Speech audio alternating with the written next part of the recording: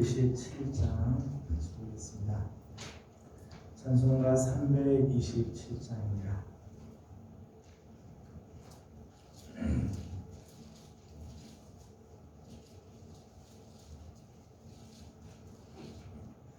주님 주실 어편 믿어 얻기 위해 너는 정성껏 기도했나. 주의 제단 앞에 모두 바치기 전 복을 받을 줄 생각나라.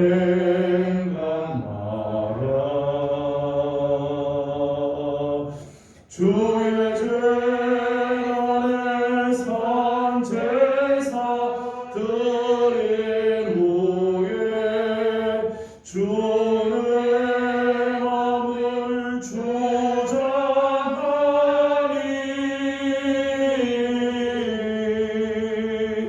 주의 뜻을 따라 그와 동행하며 영생 복락을 누리겠네. 주의 밝은 빛에 항상 활동하며 선한 사업을 힘쓰겠나.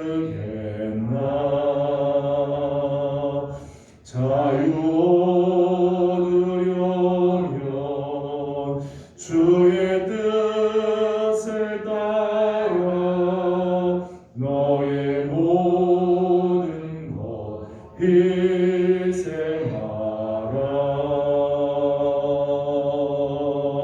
주의 제단에 산 제사 드린 후에 주의 마음을 주장하리.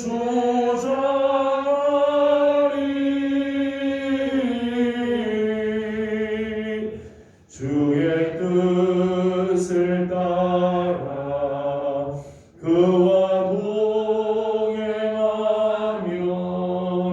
영생 복락을 누리겠네. 주의 제단 앞에 모두 바친 후에 주와 온전히 사귀겠네. 주님 주신 기쁨 또한 그의 사랑 얻지 말로 다 영영하랴.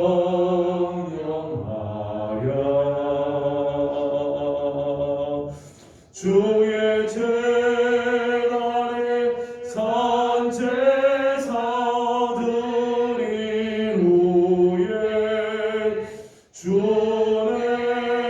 맘을 주장하리.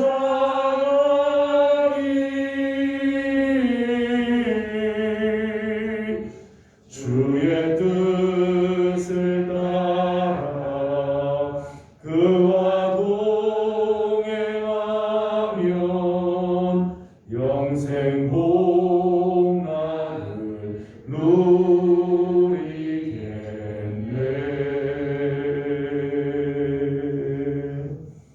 아멘. 찬송가 488장 한번 더 보겠습니다. 488장입니다.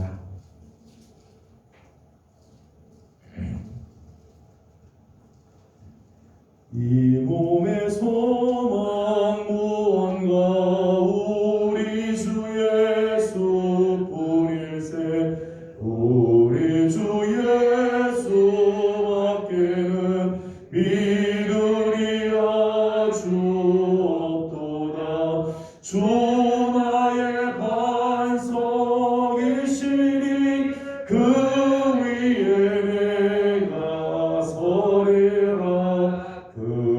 위에 내가 서리라.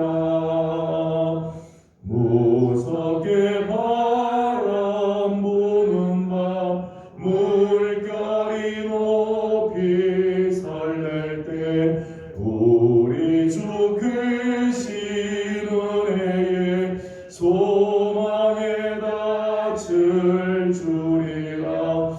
주 나의 반석이시니 그 위에 내가 서리라. 그 위에 내가 서리라.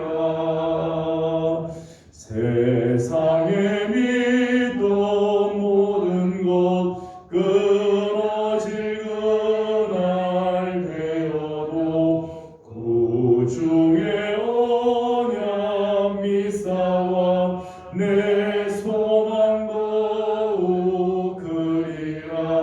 주 나의 반석이시니 그 위에 내가 서리라. 그 위에 내가 서리라. 바라던 천국 올라가 하나님 앞에 배울 때 구주의 의를 힘입어 어여시 바로 서리라. 주 나의 반석이시니 그 위에 내가 서리라. 그 위에 내가 3절 4절입니다. 세상에 믿던 모든 것 끊어질 그날 되어도 구주의 언약 미사와 내 소망도 그리라. 주 나의 반석이시니 그 위에 내가 서리라. 그 위에 내가 서리라. 바라던 천국 올라가 하나님 앞에 배울 때 구주의 의를 힘입어 어여시 바로 서리라. 주 나의 반석이시니 그 위에 내가 서리라. 그 위에 내가 서리라. 아멘. 자, 다같이 함께 통성으로 기도하도록 합니다. 음력으로 이제 새해를 또 맞았습니다. 올 한해 우리가 우리의 반석이 되신 예수 그리스도 말씀 위에 우리가 선한 우리의 삶이 될 수 있도록 이 시간에 함께 기도하길 원합니다. 오늘 우리를 주님 앞으로 불러주셨는데 우리의 귀를 열어주시고 우리의 마음을 여시며 하나님의 말씀이 우리 마음에 새겨지는 시간이 될 수 있도록 함께 기도하기를 원합니다. 다 같이 함께 통성으로 기도하겠습니다. 거룩하신 우리 아버지 하나님, 은혜와 사랑을 감사드립니다. 오늘도 우리 사랑하는 귀한 성도들을 주의 종으로 불러주시고 하나님의 거룩한 은혜를 또 사모하며 엎드리게 하여 주시니 감사합니다. 설 명절을 맞으면서 분주하기도 하고 피곤하기도 하지만 오늘 사모하는 마음으로 주님 앞에 나옵니다.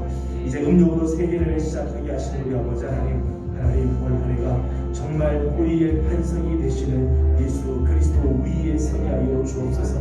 우리의 소망이 되신 예수 그리스도, 오늘 우리의 삶의 목표가 되시는 주님을 바라보며 나아가는 오늘 한 해가 되게 하여 주옵소서. 하나님, 오늘 우리의 삶이 말씀 위에 서기를 소망합니다. 복음 위에 서는 사람들을 되게 하여 주시고 그래서 복음으로 늘 새로워지며 다시금 일어나는 우리 되게 하여 주시옵소서. 아버지 하나님, 오늘도 하나님 이 저녁 시간 사모하는 마음으로 주님 앞에 나옵니다. 하나님, 우리의 귀를 열어주시고 우리의 눈을 열어주시며 우리의 마음을 열어주셔서 하나님, 오늘 우리에게 주시는 하나님의 말씀 귀를 기울이게 하여 주시고 우리에게 말씀하시는 하나님의 음성 앞에 겸손히 머리 숙이게 하여 주시고 우리의 삶이 정말 하나님이 기뻐하시는 모습, 하나님께서 정말 원하시는 거룩한 모습으로 한 걸음 변화되고 나가는 아름다운 역사들이 있게 하여 주시옵소서. 하나님을 더 사모하는 마음들이 있습니다. 간구하는 심령들이 있습니다. 하나님 편에 놓는 기도의 제목들이 있습니다. 하나님 오늘 우리의 마음을 받아주시고 하나님께서 이미 예비하시고 하나님께서 작정하신 사랑들이 있을 줄로 믿습니다. 주의 길을 보게 하여 주시고 하나님의 음성을 듣는 귀한 시간 되게 하여 주옵소서. 특별히 아버지 하나님 연약한 성도들이 있습니다. 질병과 싸우고 있는 하나님 연약한 심령들을 하나님 오늘도 긍휼히 여겨주시고 하나님 찾아가 주시고 위로해 주시며 하나님께서 주시는 거룩한 은혜로 하나님 오늘도 붙잡아 주시는 귀한 손길이 있도록 도와주시옵소서. 예배의 시간을 주님께 올려드립니다. 성령으로 기름 부어주시고 은혜를 내려주시며 하나님 우리의 생각까지도 주관하여 주옵시며 하나님께서 온전히 영광 받으시는 복된 시간 되게 하여 주시옵소서. 걸어가시는 우리 아버지 하나님 은혜와 사랑을 감사드립니다. 하나님 음력으로 새해를 맞으면서 하나님 첫 수요 말씀과 기도의 시간 하나님 앞에 나오게 하여 주신 것 감사드립니다. 이제 음력으로도 새해를 맞았는데 하나님 올 한 해가 정말 하나님의 말씀으로 시작하고 하나님의 말씀으로 마감하는 우리의 삶이 되게 하여 주시옵소서. 알파와 오메가가 되시며 처음과 마지막이 되시는 주님, 우리의 반석이신 주님 위에 서는 한 해가 되게 하여 주옵시고 특별히 복음으로 하나님 우리가 새로워지기를 소망합니다. 복음의 능력으로 다시금 일어나게 하여 주시고 우리의 소망 되신 주님을 향하여 나아가는 거룩한 걸음들이 다 되게 하여 주시옵소서. 사모하는 마음으로 주님 앞에 나왔습니다. 하나님 우리의 눈을 열어주시고 우리의 귀를 열어주시옵소서. 마음을 열어 하나님의 말씀이 새겨지게 하여 주시고 하나님께서 주시는 귀하신 뜻 하나님 오늘 우리에게 정말 하나님이 향하여 말씀하시는 주의 음성을 듣는 귀한 시간이 되게 하여 주시옵소서. 예배의 시종을 주님께 올려드립니다. 성령께서 함께 하여 주시고 하나님 우리의 마음과 생각이 온전히 하나님께로 향하는 복된 시간이 되게 해 주옵소서. 간절히 바라며 예수님의 이름으로 기도드리옵나이다. 아멘. 오늘 우리 주신 하나님 말씀은 욥기 11장입니다. 욥기 11장 1절에서 20절까지 함께 교독하도록 하겠습니다. 욥기 11장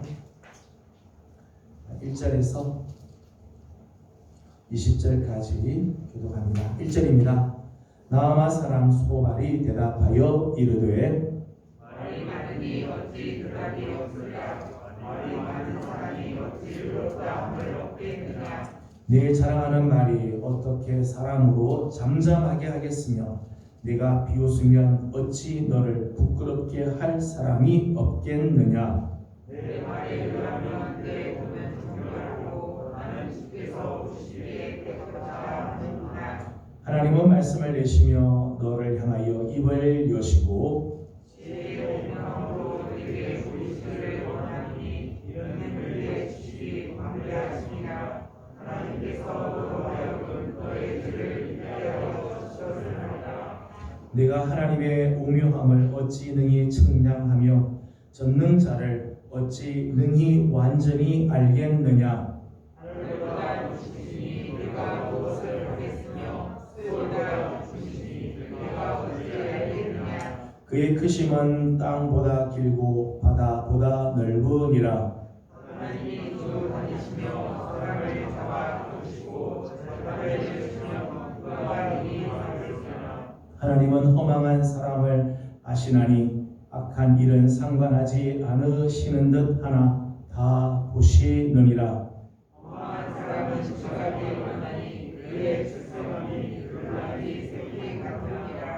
만일 내가 마음을 바로 정하고 주를 향하여 손을 들 때에 내 손에 저녁이 그는 멀리 돌아가 우리가 하여 재판하게 지지 못하게 하라. 그리하면 내가 반드시 흠 없는 얼굴을 들게 되고 굳게 서서 두려움이 없으리니 내 하나를 잊을 것이라. 내가 기억할지라도 우리 흘러가면 할 것이며 내 생명의 날이 대낮보다 밝으리니 어둠이 있다 할지라도 아침과 같이 될 것이요 내가 가만히 있으므로 안전할 것이며 두루 살펴보고 가만히 쉬리라. 내가 누워도 두렵게 할 자가 없겠고 많은 사람이 내게 은혜를 구하리라. 도망할 곳을 찾지 못하리니 그들의 희망은 숨을 거두는 것이니라. 아멘. 오늘도 주님의 은혜를 사모하는 우리 귀한 식구들, 음력으로 새해를 맞으면서 첫 주의 말씀과 기도의 시간에 참석하신 우리 귀한 식구들 주님의 이름으로 사랑하고 축복하며 새해를 맞았지만 다시 한번 새해 우리 하나님의 크신 은혜가 여러분과 함께하기를 소망합니다. 설 명절을 맞으면서 가족들과 같이 만나는 귀한 시간을 가졌으리라 생각합니다. 이제 설 연휴 이제 마감을 하게 되는데 가족들이 같이 모일 때는 즐겁고 또 기쁘게 이렇게 만나다가도 간혹 가다 보면은 대화가 굉장히 좀 어려워지는 그런 경우들이 있습니다. 만날 때는 반갑게 만났는데 한참 이야기하다 보면은 마음이 상하는 그런 경우들도 있죠. 그런 이유는 우리들이 대화하는 법을 잘 배우지 않았기 때문에 그래요. 대화의 기술이 없기 때문에. 그래서 내 의도와는 상관없이 말이 툭툭 튀어나오거나 상대방의 말에 상처를 이제 받게 되는 거죠. 서투른 대화법 때문에 대화가 이렇게 아프게 끝나는 경우들이 꼭 있습니다. 그런가 하면 일방적인 대화를 하는 경우들이 있어요. 일방적으로 한쪽 편의 말은 듣지 않고 그냥 한쪽 편에서 계속 말만 하니까 상처가 되는 그런 경우들도 꼭 있지요. 그런가 하면 권위적인 자세가 상대방의 마음을 상하게 하는 그런 경우들도 있습니다. 여러분 가정에 그런 일이 없겠습니다만 혹시 이제 세상에 보면 이제 대화를 하려면 처음에는 좋은 마음으로 대화를 시작하다가도 나중에 이렇게 끝나는 경우들이 간혹 있다는 거죠. 특별히 우리가 지금 욥기서를 지금 보고 있는데 사실은 욥의 친구들이 욥을 찾아왔을 때는요 첫 목적은 위로하기 위해서 왔었어요. 위로해주기 위해서 2장 11절에서 13절까지 말씀을 보면 그 상황을 이렇게 소개를 해주고 있습니다. 2장 11절에서 13절까지 말씀을 보면 이릅니다. 11절만 읽어보도록 하겠습니다. 2장 11절 다 같이 읽어보겠습니다. 시작.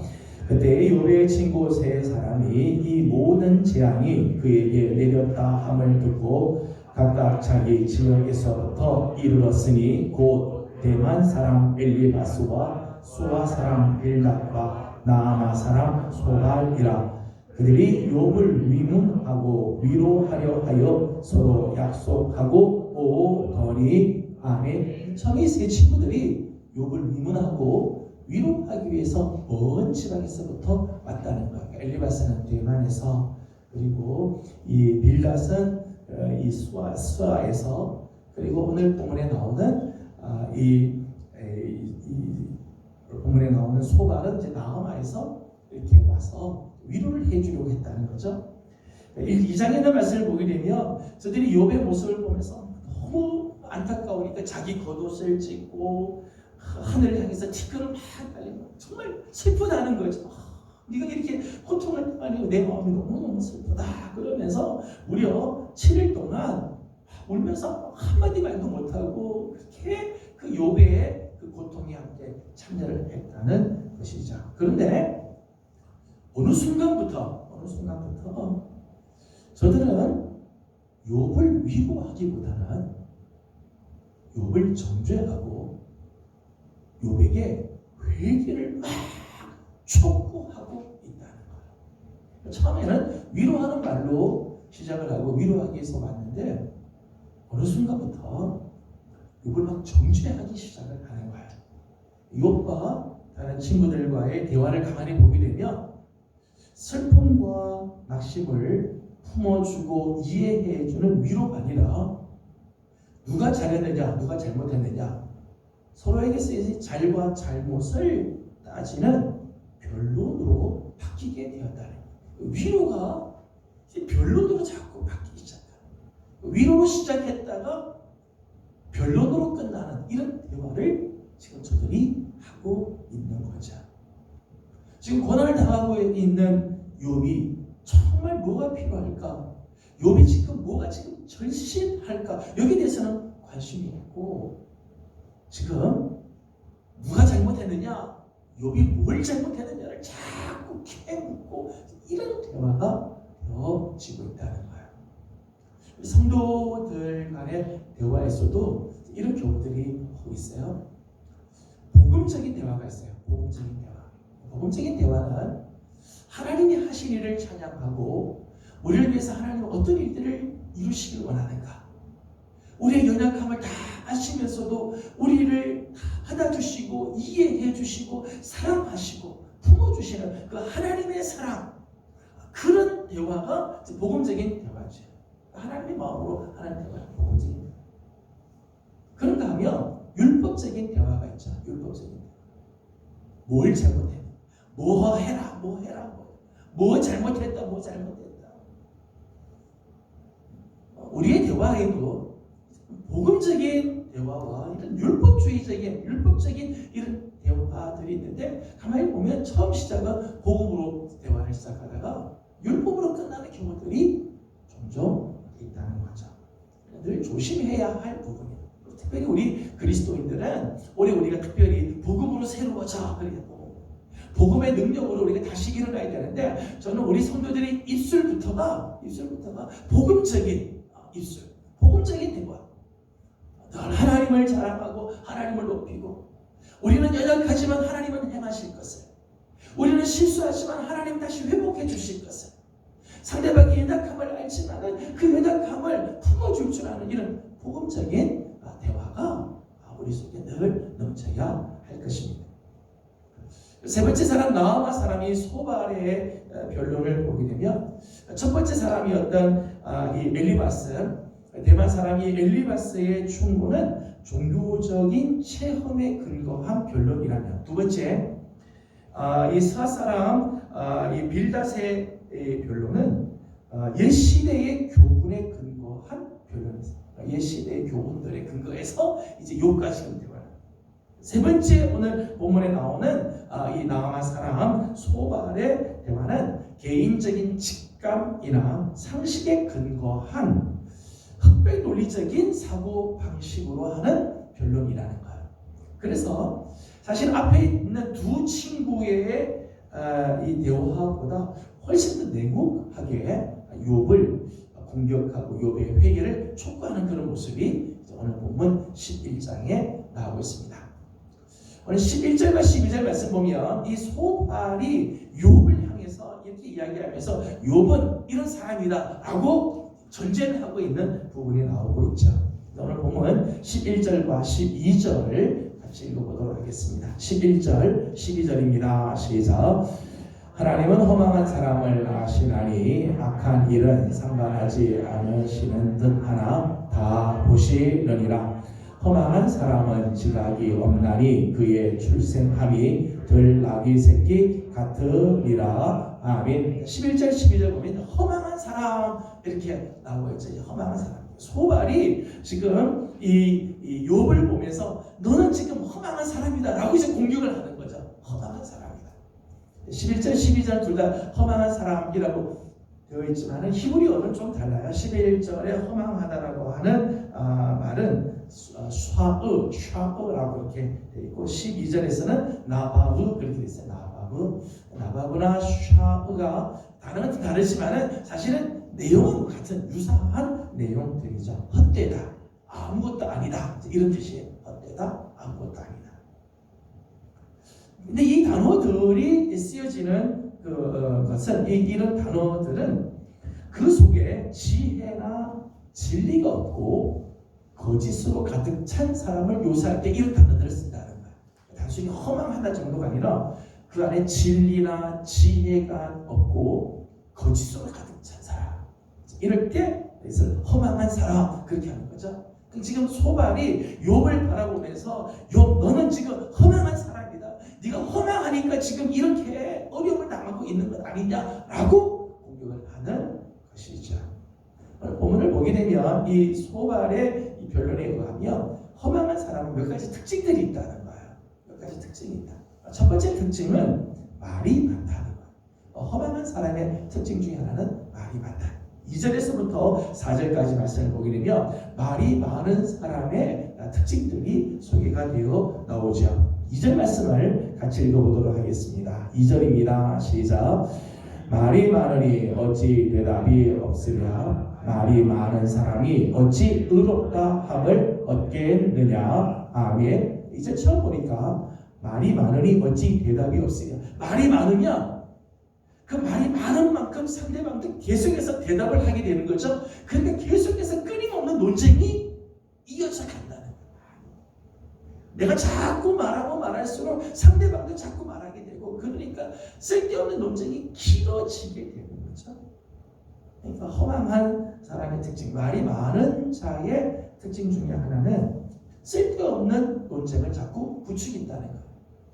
적절하게 말을 딱 끝이면 더 이상 논쟁하지 않는데, 여러분 나무 이제 모닥불에 나무 이제 불을 피우는데, 여러분 자꾸 나무를 넣으십시오. 자꾸 나무를 넣으면 불은 계속해서 타게 돼 있지. 불을 꺼트리는 방법은 나무를 넣지 않거나 넣은 나무를 빼내면 불은 사그라지게 되어 있어요. 그런데 이 말도 마찬가지인 거죠. 말이 자꾸 많으면 변론이 되게 되는 거예요. 실제로 가만히 보게 되면 충고나 변론이나 권고하는 친구들의 말보다 요새 욥이 한 2배 정도가 많아요. 한 2배 정도 말이 많죠. 그러니까 욥이 말이 많으니까 사실은 또 친구들은 거기에 대해서 또 말꼬리를 잡고 이야기를 하게 되고 그렇게 되는 거죠. 이제 마지막에 보니까 말이 많은 사람이 어찌 의롭다 함을 얻겠느냐. 말이 많은 사람들은 자기의 허물이 드러나게 된다는 거죠. 말이 많은 사람치고 실수하지 않는 사람이 없다는 거예요. 전도서 5장 3절 말씀을 보게 되면 말이 많으면 우매한 자의 소리가 나타나느니라. 그렇게 했어요? 말이 많으면 우매한 자의 소리가 나오게 된다.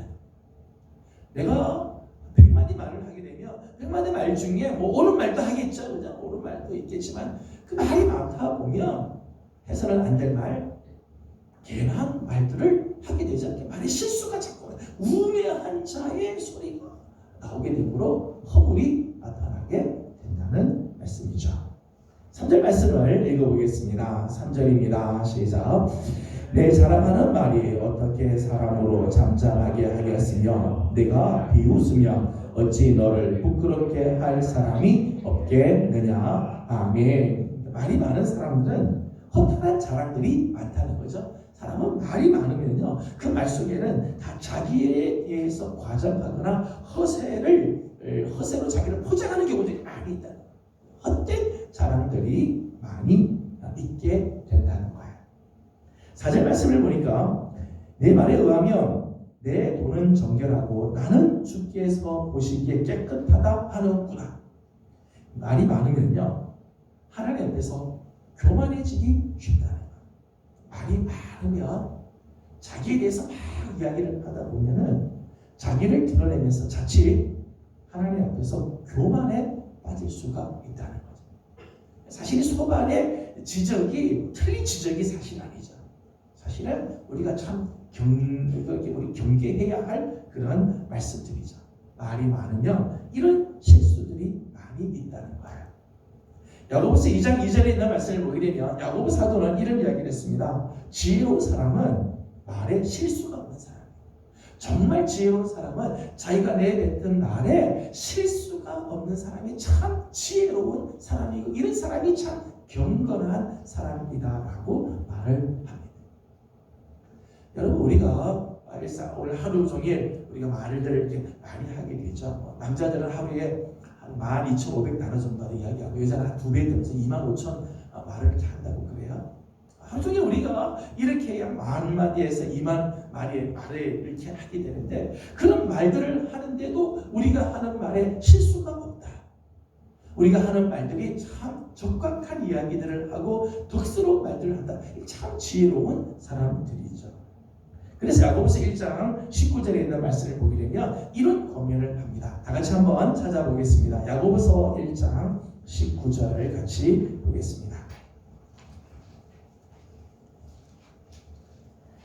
야고보서 1장 19절 말씀 같이 한번 읽어보겠습니다. 19절입니다. 시작. 내 사랑하는 형제들아, 너희가 알지니 사람마다 듣기는 속히 하고 하고 말하기는 더디하며 성내기도 더디하라. 아멘. 지혜로운 사람 이런 모습이라는 거죠. 듣기는 속히 하지만은 말하기를 더디해. 듣는다고 바로 말하지 말고 들은 다음에 말하는 것을 더디하고 혹 마음이 막 불편하더라도 성내는 것도 더디하도록 해야. 그래야지 말에 실수가 없다는 말씀이죠. 욥기 전체를 보게 되면 욥이 계속해서 친구들하고 변론을 하는 동안에는 문제들이 해결이 되지 않아요. 해결되지 않아요. 계속해서 욥이 막 자기 이야기를 막 하고 또 그 이야기에 대해서 친구들이 막 이야기하고 이렇게 변론이 막 됐을 때는 사실은 문제가 그대로 남아있죠. 해결되지 않는 상태.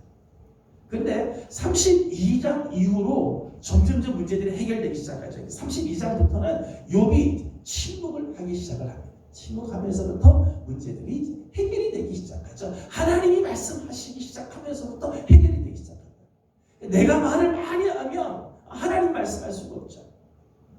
내가 입을 다물고 하나님이 말씀하시면서부터 문제가 해결이 되게 되는 거죠. 허망한 사람의 첫 번째 특징은 말이 많다는 거예요. 6절에서부터 10절까지 말씀을 보게 되면 두 번째 특징은 하나님의 오묘함을 이해하지 못한다는 거예요. 그러니까 허망한 사람은 하나님의 오묘함을 이해할 수가 없다는 말씀이죠. 7절 말씀을 읽어보도록 하겠습니다. 7절 말씀 같이 봅니다. 시작. 내가 하나님의 오묘함을 어찌 능히 청량하며 전능자를 어찌 능히 완전히 알겠느냐. 아멘. 7절에는 하나님의 오묘함 이런 말이 나오죠. 하나님의 오묘함을 네가 어찌 다 측량할 수 있고 그 전능자를 어찌 능히 알 수 있겠느냐. 하나님의 세계는 오묘하다는 거죠. 6절에는 이렇게 말씀했습니다. 6절을 같이 읽겠습니다. 시작. 지혜의 오묘함으로 내게 보이시기를 원하노니 이는 그의 지식이 광대하심이라. 하나님께서 너로 하여금 너의 죄를 잊지 않게 하여 주셨음을 알라. 아멘. 6절에서는 지혜의 오묘함 그렇게 말씀을 하고 있어요. 지혜가 하나님의 그 지혜는 오묘하다는 거죠. 오묘하다. 우리 인간의 지혜나 우리 인간의 판단으로는 하나님의 생각, 하나님의 계획, 하나님의 뜻을 다 파악할 수가 없다는 거예요. 하나님의 그 모든 그 뜻을 측량할 수가 없고 그것을 다 우리가 이해할 수가 없다는 거죠. 12절에 있는 말씀을 보게 되면 이런 표현을 했습니다. 12절 말씀을 우리 함께 읽어보도록 하죠. 12절 다시 한번 읽어보겠습니다. 시작. 허망한 사람은 지각이 없나니 그의 출생함이 들나귀 새끼 같으리라. 아멘. 12절 말씀 보면 이 허망한 자가 자기 지식을 가지고 하나님을 이해한다는 것이 불가능하다는 것을 이렇게 표현을 했어요. 허망한 사람은 지각이 없나니 그의 출생함이 들나귀 새끼 같으리라.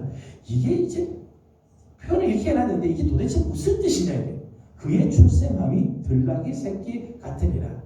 이 뜻이 이제 히브리 이제 관용적인 표현인데 이런 말씀입니다. 허망한 자가 지혜가 있다면 들나귀가 사람처럼 태어나게 될 것이다. 그런 표현이에요. 그러니까 여러분 들나귀가 어떻게 새끼를 낳는데 사람을 낳겠어요? 그럴 수 없죠. 그런 것처럼 허망한 자는 지식이 없다. 하나님에 대해서 전혀 알 수가 없다. 그런 표현을 쓰는 거예요.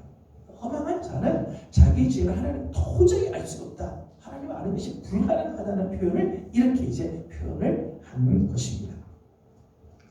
하나님이 지혜에 대한 특징을 몇 가지 말씀을 했어요. 8절과 9절을 같이 읽어보겠습니다. 8절 9절입니다. 시작. 하늘보다 높으시니 내가 무엇을 하겠으며 수월보다 깊으시니 내가 어찌 알겠느냐. 그의 크심은 땅보다 길고 바다보다 넓으리라. 아멘. 하나님의 지혜는 이만큼 크다는 거예요. 하나님의 지혜는 하늘보다 높아서 우리가 어떻게 할 수가 없고 이 수월보다 깊다. 저 땅 밑 그보다도 더 깊으니까 우리가 다 알 수가 없다. 그의 크심은 땅보다 길고 바다보다 넓으시다. 하나님의 생각, 하나님의 지혜는 우리가 다 알 수가 없다는 거죠. 그리고 6절의 표현을 보게 되면 하나님의 지혜는 광대하시다. 그렇게 해서 광대하시다. 우리 좁은 생각으로는 하나님을 다 알 수가 없죠. 여러분 내 미래에 대한 내 생각을요, 내 미래에 대한 하나님의 생각을 우리가 다 알 수가 없죠. 오늘 내가 처해 있는 이 상황을 우리가 다 이해할 수 없어요. 우리를 향하신 하나님의 계획, 하나님의 뜻이 어떻게 되는지 우리는 다 이해할 수 없다는 거예요. 때문에 좁은 생각으로 함부로 하나님을 향하여 섣불리 불평하거나 원망하지 말라는 거예요.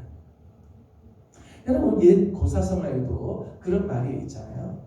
이 세공지마라고 하는 말씀이죠.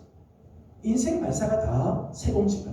지금 막 좋다고 해서 이게 진짜 좋은 거냐? 이게 우리에게 화가 될지 누가 알겠느냐? 지금 화가 됐다고 해서 이게 나중에 이게 나에게 득이 될지 누가 알겠느냐? 아무도 모르는 거죠. 여러분 세상 사람도 그렇게 이야기하는데 하나님의 지혜의 세계를 우리가 다 알겠어요. 지금 내가 경험하고 있는 삶이 조금 힘들다고 해서 하나님이 나를 싫어하는구나, 하나님 나를 버렸구나, 내 인생은 끝났구나 라고 절망하고 낙심하지 말라는 거예요. 하나님은 어떤 계획을 갖고 계신지, 하나님 우리를 향하신 하나님의 계획이 얼마나 놀라운지 우리는 다 모르는 거죠. 지금은 힘들지만 내년 하나님께서 어떻게 바꾸실지, 이 사건이 나중에는 내 삶에 얼마나 놀라운 일로 하나님께서 다시 갚아주실지 우리가 모르는 거죠. 그러기에 우리는 하나님을 신뢰하고 하나님이 정말 지혜로우시며 하나님이 정말 선하신 하나님이라면 오늘 우리 삶에 다가온 혹 힘든 일이 있어도, 오늘 우리의 삶이 조금 어려워도, 오늘 우리가 조금 괴로워도 우리가 묵묵히 감사함으로 하나님을 신뢰함으로 나아가야 하는 거지. 10절의 말씀에는 이렇게 말씀하고 있습니다. 10절을 같이 보겠습니다. 시작. 하나님이 두루 다니시며 사람을 잡아 가두시고 재판을 여시며 누가 능히 막을 쏘냐. 아멘. 하나님이 하시면 누가 능히 막을 쏘냐. 하나님이 하시겠다고 하는 것을 우리 인간이 막을 수가 없는 거죠. 하나님의 그 지혜, 하나님의 그 뜻과 계획은 우리 인간이 감히 막을 수가 없어요. 그 앞에서는 변명할 수도 없고요, 핑계 댈 수도 없다는 말씀이죠. 허망한 사람은 이걸 모르는 거죠. 이걸 몰라서 자기 생각대로 하나님을 함부로 평가하고 자기의 눈앞에 있는 것들을 자기 생각으로 다 평가를 한다는 거예요. 허망한 사람은 그 하나님의 지혜를 모르는 거죠. 14절 말씀을 읽어보겠습니다. 허망한 자의 삶의 또 하나의 모습입니다. 14절입니다. 시작. 내 손에 죄악이 있거든 멀리 버리라. 우리가 내 장막에 있지 못하게 하라. 아멘. 14절 말씀에는 내 손에 죄악이 있거든 멀리 버려라. 우리가 내 장막에 있지 못하게 하라. 이렇게 명령형으로 이렇게 되어 있습니다. 허망한 사람에 대해서 이야기하는 거죠. 허망한 사람은 하나님 앞에 나오려고 할 것 같으면, 마음을 정하고 하나님께 손을 들일 것 같으면 이렇게 해야 하나님 앞에 나올 수 있다라고 하는 거죠. 반대로 말하면 허망한 자의 손에는 죄악이 있다. 허망한 자의 장막에는 불의가 있다는 말씀이죠. 허망한 자는 단순한 무지함이 아니에요. 허망한 자의 무지함은 그저 무지하는 것으로, 지식이 없는 것으로만 끝나지 않습니다. 도덕적 결함과 늘 연관이 되고 있다.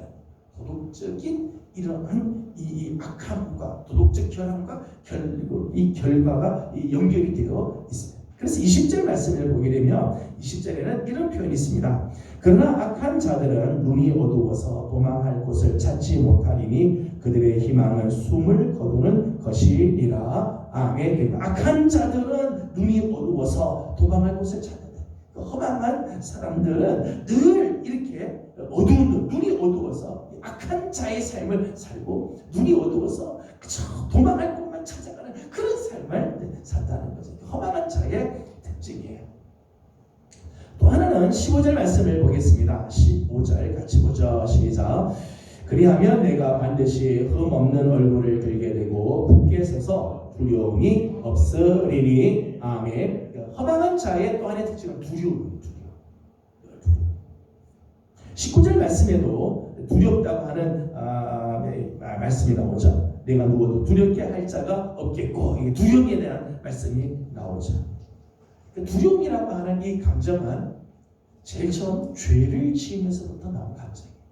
하나님께서 에덴 동산에서 아담과 하와를 창조하셨을 때는 하나님께서 기쁨의 동산을 지으시고 감사하고 행복한 그런 곳을 지으셨어요. 그런데 창세기 3장 10절 말씀 보니까 아담과 하와가 죄를 짓고 난 다음에 나타나는 감정이 이런 표현이에요. 내가 동산에서 하나님의 소리를 듣고 내가 벗었으므로 두려워하여 숨었나이다. 죄를 짓고 나니까 두려워지기 시작했다. 그래서 하나님의 얼굴을 피해서 숨게 되었다. 두려움이라고 하는 마음은요, 이게 죄에서부터 나오는 거예요. 죄를 지으면 사람들이 두려운 마음이 막 올려요. 죄를 지으면은 누가 쫓아오는 사람이 없어져요. 불안하다. 내 속 안에 있는 이 죄가 나를 늘 고발하기 때문에 누가 뭘 하지 않아요. 더 두렵다. 요한일서 4장 18절에 있는 말씀을 보게 되면 사랑 안에는 두려움이 없나니, 정말 하나님의 사랑 안에 거하는 사람은 두려워하지 않는다는 거예요. 누가 두려워하는가 하면 그 사랑에서부터 벗어나기 시작하면서부터 두려움이 찾아오기 시작해요. 허망한 사람은 이런 두려움이 있다는 거죠. 두려움의 감정들이 이 허망한 자의 속에 있어요. 왜냐하면 하나님의 사랑 안에 거하지 않으니까. 하나님 앞에 이 온전한 삶을 살지 못하고 이 악한 자의 삶을 사니까 두려움이 찾아올 수밖에 없다는 거죠. 사실 이 소발의 이 허망한 자에 대한 생각은 정확한 생각이죠. 오늘 우리가 말씀 결론에서 그렇다면 지혜로운 사람은 어떤 사람입니까? 허망한 사람은 이런 인생을 산다면 오늘 우리가 정말 하나님 앞에서 지혜로운 삶을 살아야 할 때 우리는 어떤 삶을 살아야 할 것인가 하는 거죠. 특별히 2022년 음력으로 새해를 맞으면서 오늘 우리가 정말 올 한 해 하나님 앞에서 정말 참 귀한 삶을 우리가 살아야 될 텐데 오늘 어떤 삶을 살 것인가 하는 것, 몇 가지를 말씀을 드리려고 합니다. 허망한 사람에 비해서 지혜로운 사람의 모습이죠. 첫째는 말을 많이 하는 것 조심하라는 것. 말을 많이 하는 것을 조심. 여러분, 우리가 말을 해야죠. 우리가 사는 동안에 말을 하지 않고 우리가 어떻게 살겠어요? 말을 하게끔 되어 있습니다. 말을 많이 해야 돼요.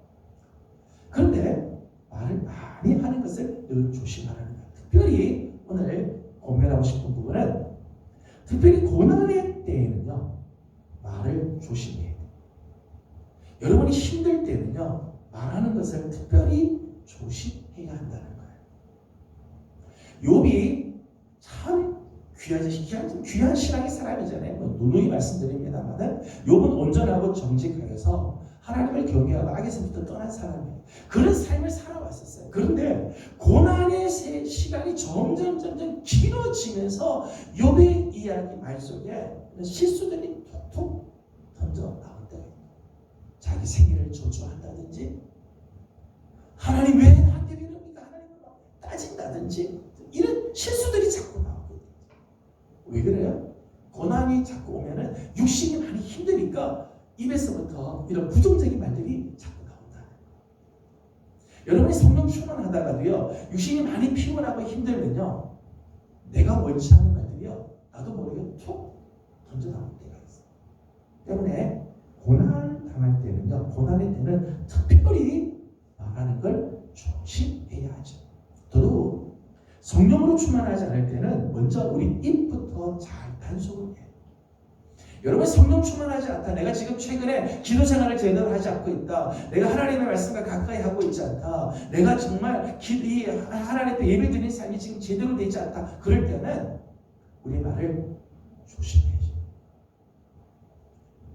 성령 충만할 때, 성령에 사로잡힐 때 우리의 입을 통해서 하나님께서 위로의 말을 내어주기도 하고 격려하고 생명의 역사를 이루는데, 성령 충만하지 않으면 좋은 의도로 이야기를 하다가도 이게 잘못해서 상대방의 마음을 상처를 주기도 하고, 처음의 시도는 아주 위로하려고 말을 시작하다가 나중에는 상대방의 마음을 괴롭게 하는 이야기를 할 때도 있고, 특별히 고난의 때, 성령으로 충만하지 않을 때는 우리 입을 삼가 조심해야 한다. 이게 지혜로운 사람의 모습이죠.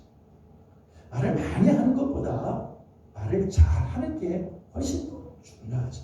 말을 많이 하는 것보다요, 말을 잘 하는 게 더 소중해요.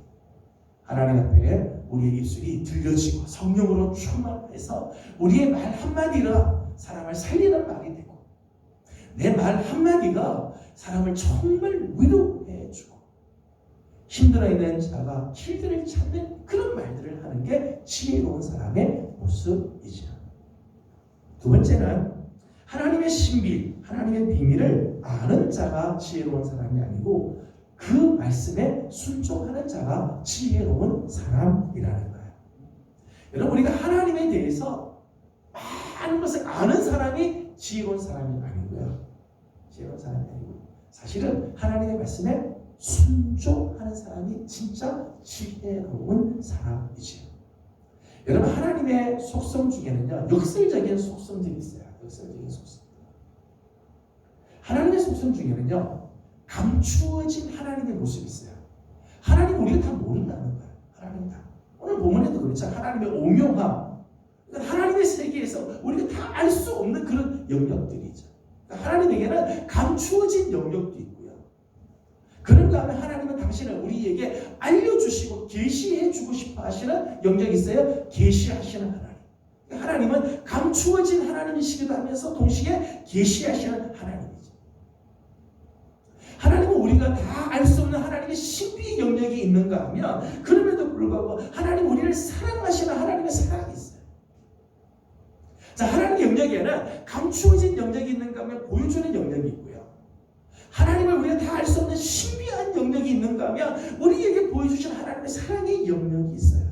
자, 우리는 하나님을 다 알 수 없습니다. 우리는 하나님을 알지 못해요. 하지만 우리는 하나님의 말씀에 순종할 수는 있어요. 하나님을 사랑할 수는 있다.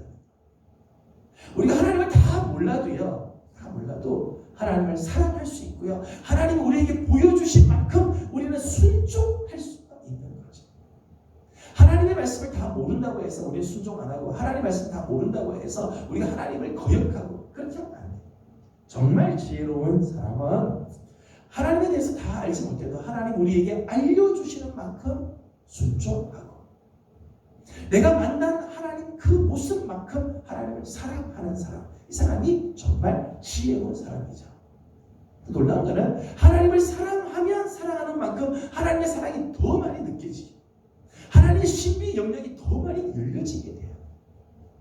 하나님의 말씀에 순종하면 순종하는 만큼 하나님의 말씀을 더 많이 깨닫게 되고 하나님의 그 말씀의 영역이 점점점 넓어져 가게 된다는 거예요.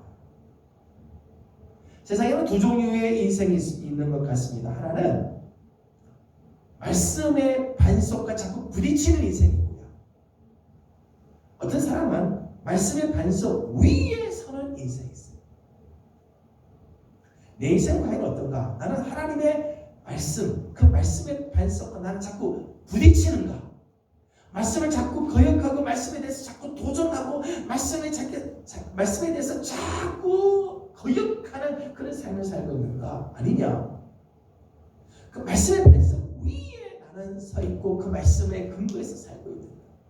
근데 두 인생은 전혀 다른 모습으로 나오죠. 둘 다 말씀을 다 만나기는 만나는데 말씀과 부딪히는 인생은요, 성경 말씀 보니까 말씀과 부딪히면 가루가 된다.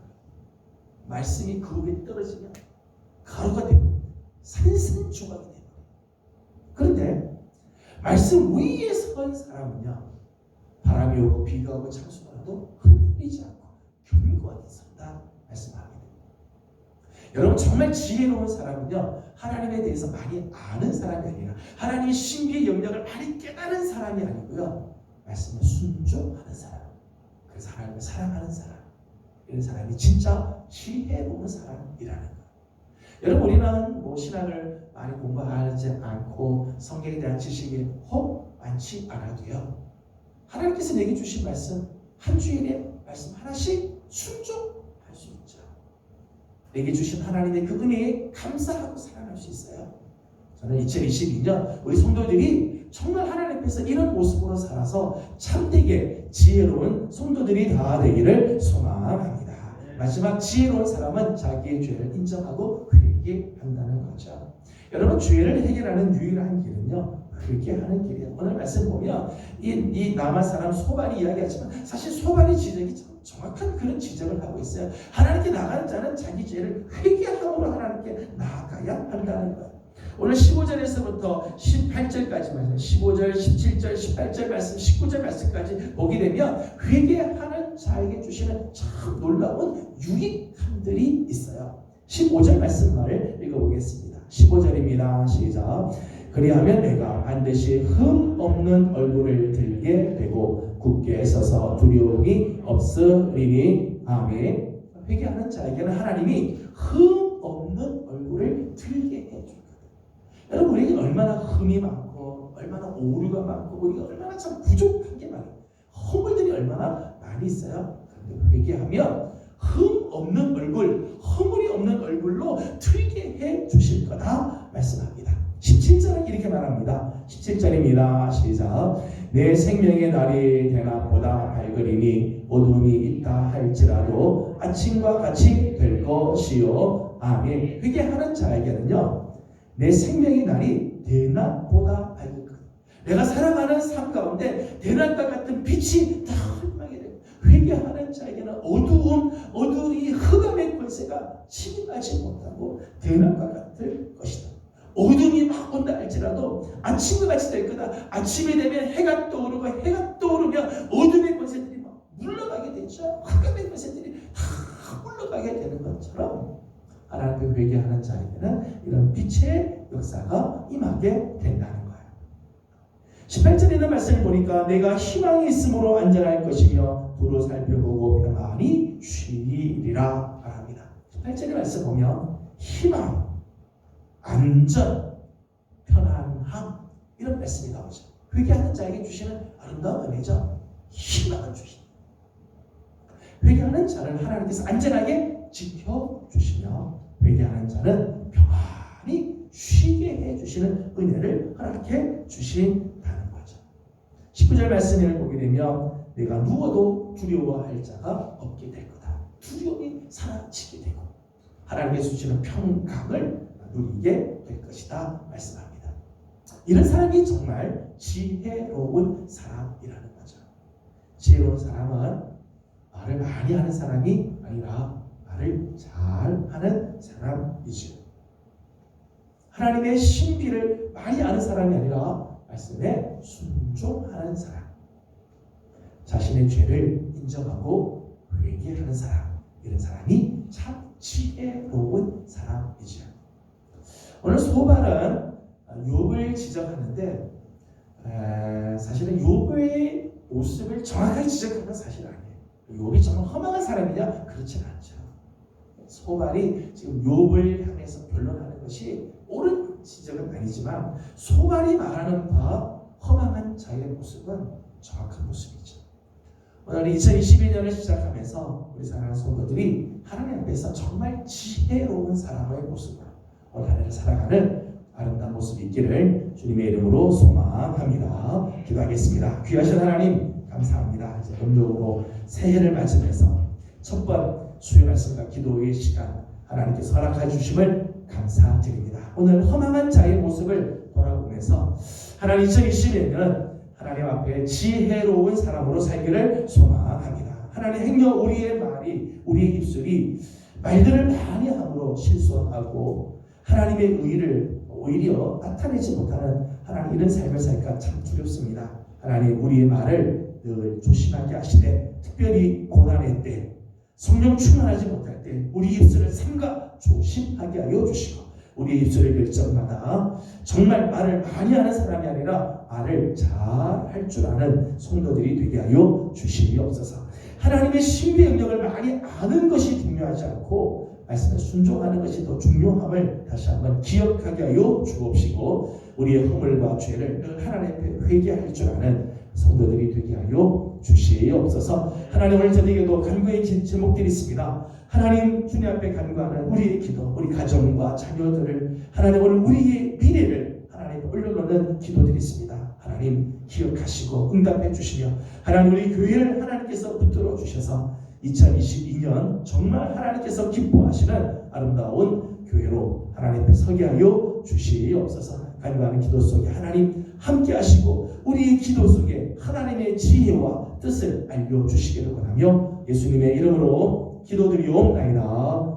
아멘. 하늘에 계신 우리 아버지의 이름을 거룩하게 하시며 아버지의 나라가 오게 하시며 아버지의 뜻이 하늘에서와 같이 땅에서도 이루어지게 하소서. 오늘 우리에게 일용할 양식을 주시고 우리가 우리에게 잘못한 사람을 용서하여 준 것 같이 우리 죄를 용서하여 주시고 우리를 시험에 빠지지 않게 하시고 악에서 구하소서. 나라와 권능과 영광이 영원히 아버지의 것입니다. 아멘. 주신 말씀을 기억하면서 또 올 한 해 우리 하나님 앞에 우리의 삶을 올려드리고 정말 하나님께서 기뻐하시는 지혜 있는 사람의 모습으로 살아갈 수 있도록 기도하기 원합니다.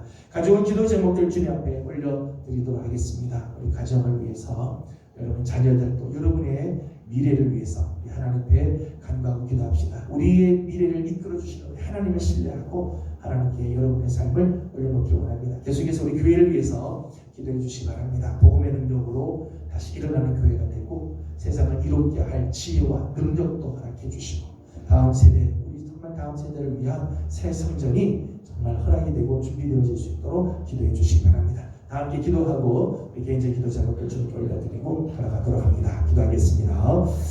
걸어가시고 자비하신 우리 아버지 하나님 여호와 사랑을 감사드립니다. 오늘도 이 사랑하는 성도들을 주의 종으로 불러주시고 하나님의